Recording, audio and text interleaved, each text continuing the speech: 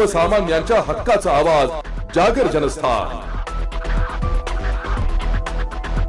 नाशिकच्या येवला तालुक्यासह मनमाडमधील जनता नागरी पतसंस्थेचे अनेक खातेदार असून येथील नागरिकांच्या मोठ्या ठेवी या पतसंस्थेत आहे।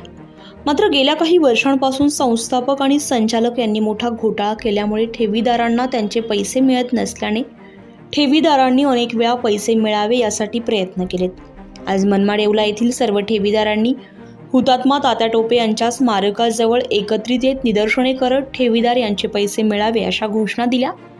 पैसे न मिळाल्यास येत्या लोकसभा निवडणुकीत मतदानावर बहिष्कार घालण्याचा निर्णय घेण्यात आलाय।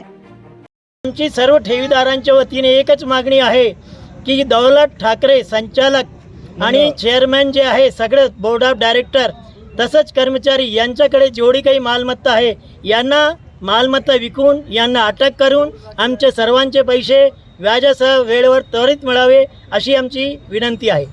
आम्ही तहसील कार्यालयासमोर मोर्चे आंदोलन करूनही उपोषण करूनही आम्हाला आमची रक्कम भेटत नाहीये। त्यामुळे सर्व लोक खूप अडचणीत आहे। सगळ्यांचे पैसे वेळेत भेटावे एवढी मी प्रशासनाकडे विनंती करते।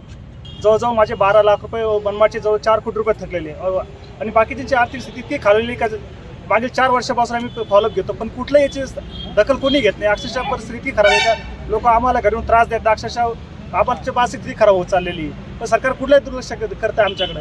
पण आमची एवढीच विनंती की आमचे लोकांचे सर्वांचे पैसे भेटू जावे व आम्हाला मानसिक त्रासापासून मुक्त व्हावी ही नम्र विनंती। जागर जनस्थानसाठी सचिन वखारे, येवला।